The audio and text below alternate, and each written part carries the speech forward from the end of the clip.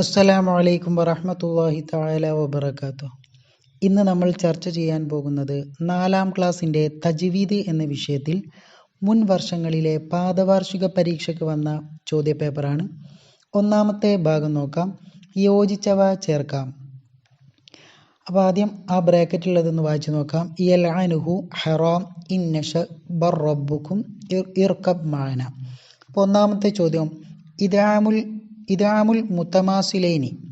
അപ്പോൾ ആ ബ്രാക്കറ്റിൽ ഉള്ളതിൽ ഏതാണ് ഇദ്ഗാമുൽ മുത്തമാസിലൈനി? അതേതാണ്? ഇന്നശ എന്നുള്ളതാണ്. അപ്പോൾ ഇന്നശ എന്നുള്ളത് എടുത്ത് എഴുതി കൊടുക്കുക. അപ്പോൾ നമ്മൾ പഠിച്ചിട്ടുണ്ട് ഇദ്ഗാമുൽ മുത്തമാസിലൈനി എന്ന് പറഞ്ഞാൽ ഏതാണ്? ഇദ്ഗാം ചെയ്യുന്നത് ഒരേ അക്ഷരങ്ങളിലാണെങ്കിൽ അതിന് പറയുന്ന പേരാണ് ഇത് ഇദ്ഗാമു മുത്തമാസിലൈനി. അവിടെ നോക്കിയാൽ നമുക്ക് തന്നെ മനസ്സിലാകും ഏതാ രണ്ടും ഇദ്ഗാം ചെയ്തത് നൂനിലാണ് അല്ലെ, രണ്ടും നൂനാണ്. അപ്പോൾ അതിനാണ് ഇദ്ഗാമുൽ മുത്തമാസിലൈനി എന്ന് പറയുക. രണ്ടാമത്തത് ഇദ്ഗാമുൽ മുത്തജാനിസൈനി. ഏതാണ് ആ ബ്രാക്കറ്റ് ഉള്ളത്? ഇർകബ് മഅന എന്നുള്ളതാണ്. അപ്പോൾ അവിടെ ഇർകബ് മഅന എന്നുള്ളത് എന്താക്കണം? അവിടെ എടുത്ത് എഴുതണം. ഇനി മൂന്നാമത്തത് ഇദ്ഗാമുൽ മുതഖാരിബൈനി. ഇദ്ഗാമു മുതഖാരിബൈനി അതിൽ ഏതാണ് ബ്രാക്കറ്റിലുള്ളത്? ബർ റബ്ബുക്കും എന്നുള്ളതാണ്. അപ്പോൾ അവിടെ ബർ റബ്ബുക്കും എന്നുള്ളത് എടുത്ത് എഴുതുക. അപ്പോൾ ഇദ്ഗാം മുതഖാരിബൈനി എന്ന് പറയുന്നത് എപ്പോഴാണ്? മഖ്റജിൽ അടുപ്പമുള്ളതോ കൂടുതൽ സിഫത്തുകളിൽ യോജിപ്പുള്ളതോ ആയ ഹർഫുകൾക്കാണ് എന്ത് പറയുക? മുതഖാരിബൈനി എന്ന് പറയുക എന്ന് നമ്മൾ പഠിച്ചിട്ടുണ്ട്. ഇനി നാലാമത്തെ നോക്കാം. റുബ്ബ ഖാരിഇൻ ലിൽ ഖുർആനി വൽ ഖുർആനു. അപ്പോൾ അതിനോട് യോജിച്ചത് ഏതാണ്? യൽഅനുഹു എന്നുള്ളതാണ്. അപ്പോൾ അവിടെ യൽഅനുഹു നമ്മൾ പഠിച്ചിട്ടുണ്ട് അല്ലേ? എത്ര ഖുർആൻ ഓതുന്നവരാണ്, ഖുർആൻ അവരെ എപ്പോഴും ഓതുന്ന സമയത്തൊക്കെ ഖുർആൻ അവരെ ശപിച്ചു കൊണ്ടിരിക്കും. അപ്പോൾ അവിടെ എഴുതാനുള്ളത് ഏതാണ്? യൽഅനുഹു എന്നുള്ളതാണ്. ഇനി അഞ്ചാമത്തതാണ് ബറാഅത്ത് സൂറത്തിൻ്റെ തുടക്കത്തിൽ ബിസ്മി ചൊല്ലൽ എന്താണ്? ഹറാം. നമ്മൾ പഠിച്ചിട്ടുണ്ട് അല്ലേ? തുടക്കത്തിൽ ബിസ്മി ചൊല്ലൽ ഹറാമും നടുവിൽ ബിസ്മി ചൊല്ലൽ കറാഹത്തുമാണ്. ഇടയ്ക്കിടയ്ക്ക് നമ്മളിങ്ങനെ നിർത്തുന്ന സമയത്തോ അല്ലെങ്കിൽ എടുത്തു പോകുന്ന സമയത്തൊക്കെ ബിസ്മി ചൊല്ലൽ കറാഹത്താണ് എന്നും നമ്മൾ പഠിച്ചിട്ടുണ്ട്. അപ്പോൾ അവിടെ ബറാഅത്ത് സൂറത്തിൻ്റെ തുടക്കത്തിൽ ബിസ്മി ചൊല്ലൽ ഹറാമാണ്. അപ്പോൾ അവിടെ ഹറാം എന്ന് എഴുതി കൊടുക്കുക. ഇനി അടുത്തത് ഓരോ ഉദാഹരണം വീതം എഴുതാം. സുക്കൂനുള്ള മീം. അപ്പോൾ സുക്കൂനുള്ള മീമിന് ഓരോ ഉദാഹരണങ്ങൾ വീതം എഴുതാനാണ് പറയുന്നത്. അപ്പോൾ ഒന്നാമത്തത് ഇഖ്ഫാ. ഇഖ്ഫായിന് ഒരു ഉദാഹരണം എഴുതുക. വഹുംബി അല്ലേ? വഹുംബിഹി മുസ്തംസിക്കൂൻ വമൻ യഅ്തസിം ബില്ലാഹ്. അപ്പോൾ ഏതെങ്കിലും ഒന്ന് അവിടെ എന്താക്കണം? എഴുതി കൊടുക്കുക. ഇനി രണ്ടാമത്തത് ഇദ്ഹാർ. ഇദ്ഹാറിന് ഒരു ഉദാഹരണം എഴുതുക. വകുൻതും അസ്വാജൻ സലാസ സുമ്മ ഇന്നി ദഅവതുഹും ജിഹാറ. അപ്പോൾ ഏതെങ്കിലും ഒന്ന് അവിടെ എഴുതുക. ഇനി മൂന്നാമത്തത് ഇദ്ആം. ഇദ്ആമിന് ഒരു ഉദാഹരണം. അലം നഖ്ലുഖും മിമ്മാ ഇമ്മഹീൻ. പിന്നെ കുലു വ തമത്തഉ ഖലീലൻ ഇന്നകും മുജ്രിമൂൻ. അപ്പോൾ അതാണ് ഇദ്ആമിന് ഉദാഹരണം. തമത്തഉ അല്ലേ? തമത്തഉ ഖലീലൻ ഇന്നകും മുജ്രിമൂൻ. അപ്പോൾ ഏതെങ്കിലും ഒന്നാണ് അവിടെ എഴുതാൻ പറഞ്ഞത്. അലം നഖ്ലുഖും അവിടെ ഖാഫ് കാഫിലേക്ക് എന്ത് ചെയ്തു? ഇദ്ഗാം ചെയ്തു അല്ലേ?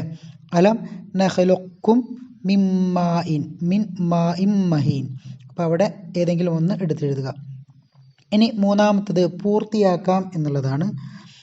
4ഓളം ചോദ്യങ്ങളാണ് നൽകിയിട്ടുള്ളത്. അതൊക്കെ എന്താക്കണം? പൂർത്തിയാക്കിയിട്ട് എഴുതണം. ഒന്നാമത്തത് ഖുർആൻ ഓതുന്നവരും ഓതുന്ന സ്ഥലവും. ബാക്കി എന്ത് വരും? അനുഗ്രഹീതമാണ് എന്നുള്ളത് വരും. രണ്ടാമത്തത് ബറാഅത്ത് സൂറത്തിൻ്റെ ഇടയിൽ ബിസ്മി ചൊല്ലൽ കറാഹത്താണ്. അത് നമ്മൾ മേലെ പറഞ്ഞു കഴിഞ്ഞതാണ് അല്ലേ? അവിടെ കറാഹത്താണ് എന്നുള്ളതാണ് എഴുതാനുള്ളത്. ഇനി മൂന്നാമത്തത് ഖുർആൻ പാരായണം ചെയ്യൽ മഹത്തായ ഇബാദത്താണ്.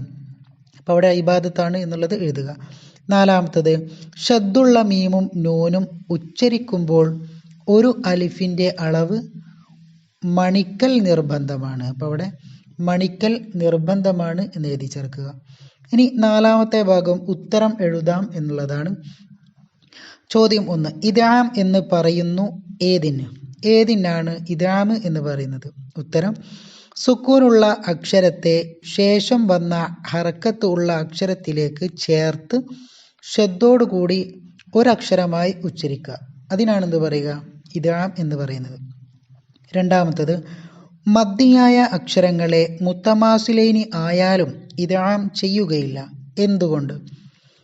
ഉത്തരം, അങ്ങനെ ചെയ്താൽ നീട്ടൽ ഇല്ലാതെയാകും. അങ്ങനെ ചെയ്താൽ നീട്ടൽ ഇല്ലാതെയാകും. മാത്രമല്ല ആ ഒരു ഭാഗത്ത് നമ്മൾ പഠിച്ചിട്ടുണ്ട്, അങ്ങനെ ചെയ്തു കഴിഞ്ഞാൽ ഉദ്ദേശം മനസ്സിലാകാതെ വരും. അതിന് ഉദാഹരണമായിട്ട് പറഞ്ഞത് മല, മാല എന്നുള്ളതൊക്കെ നമ്മൾ പറഞ്ഞിട്ടുണ്ട് അല്ലേ? അപ്പോൾ അവിടെ അങ്ങനെ ചെയ്താൽ നീട്ടൽ ഇല്ലാതെയാകും, പിന്നെ ഉദ്ദേശം മനസ്സിലാക്കാനും സാധിക്കില്ല.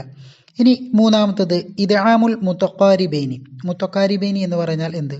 മുത്തഖാരിബൈനി എന്ന ഹർഫുകൾ പറയുന്നത് എപ്പോഴും ഇദ്ഗാം മുത്തഖാരിബൈനി. മുത്തഖാരിബൈനി എന്ന ഹർഫുകളെ പറയുന്നത് എപ്പോഴാണ്? അതിൻ്റെ ഉത്തരം, മഖ്റജിൽ അടുപ്പമുള്ളതോ കൂടുതൽ സിഫത്തുകളിൽ യോജിപ്പുള്ളതോ ആയ ഹർഫുകൾ. അങ്ങനെയുള്ള ഹർഫുകളെയാണ് ഇദ്ഗാം മുത്തഖാരിബൈനി എന്ന് പറയുന്നത്. ഇനി അടുത്തത് അഞ്ചാമത്തെ ഭാഗമാണ് വ്യക്തമാക്കാം. ചോദ്യം 1, ഇദ്ഗാമുൽ മുത്തമാസിലൈനി. ഇദ്ഗാം മുത്തമാസിലൈനി എന്ന് പറഞ്ഞാൽ എന്ത്? ഒരേപോലത്തെ രണ്ട് അക്ഷരങ്ങളെ ഇദ്ഗാം ചെയ്യുന്നതിന്. അപ്പം അത് നമ്മൾ പറഞ്ഞു കഴിഞ്ഞതാണ് അല്ലേ? ഒരേപോലത്തെ രണ്ട് അക്ഷരങ്ങളെ ഇദ്ഗാം ചെയ്യുന്നതിനാണ് എന്ത് പറയുക? ഇദ്ഗാം മുത്തമാസിലൈനി എന്ന് പറയുക. ഇനി രണ്ടാമത്തത്, ഇദ്ഗാമുൽ മുത്തജാനിസൈനി എന്നാൽ എന്ത്? ഇദ്ഗാം മുത്തജാനിസൈനി. ഉത്തരം, ഒരേ മഖ്റജിൽ നിന്ന് പുറപ്പെടുന്ന രണ്ട് അക്ഷരങ്ങളെ ഇദ്ഗാം ചെയ്യുന്നതിന്. അപ്പം ഒരേ മഖ്റജിൽ നിന്നും പുറപ്പെടുന്ന രണ്ട് അക്ഷരങ്ങളെ ഇദ്ഗാം ചെയ്യുന്നതിനാണ് ഇദ്ഗാം മുത്തജാനിസൈനി എന്ന് പറയുന്നത്. ഇനി മൂന്നാമത്തെ ചോദ്യം, സുക്കൂനുള്ള മീമിൻ്റെ ഇഖ്ഫാ. സുക്കൂനുള്ള മീമിൻ്റെ ഇഖ്ഫാ. ഉത്തരം, സുക്കൂനുള്ള മീമിന് ശേഷം ബാ വന്നാൽ. അപ്പം സുക്കൂനുള്ള മീമിന് ശേഷം ബാ വന്നാലാണ് സുക്കൂനുള്ള മീമിൻ്റെ ഇഖ്ഫാ. ഇനി അടുത്തത് അവസാനത്തെ ഭാഗമാണ്, ആറാമത്തത്, പൂരിപ്പിക്കാം. ഒന്ന് മാത്രമേ അവിടെ ചോദ്യമായിട്ട് തന്നിട്ടുള്ളൂ. അപ്പം അതെന്താക്കണം? പൂരിപ്പിച്ചിട്ട് എഴുതണം. ബറാഅത്ത് അല്ലാത്ത എല്ലാ സൂറത്തുകളിലും. അപ്പോൾ അവിടെ എഴുതാനുള്ളത് ഏതാണ്? സൂറത്തുകളിലും എന്നുള്ളതാണ്. അപ്പം ബറാഅത്ത് അല്ലാത്ത എല്ലാ സൂറത്തുകളിലും ബിസ്മില്ലാഹി റഹ്മാനി റഹീം ഒരു ആയത്താണ്. ദുആ വസിയത്തോടെ നിർത്തുന്നു. വ ആഖിറു ദഅവാന അനിൽ ഹംദുലില്ലാഹി റബ്ബിൽ ആലമീൻ. അസ്സലാമു അലൈക്കും വറഹ്മത്തുള്ളാഹി തആല വബറകാതുഹു.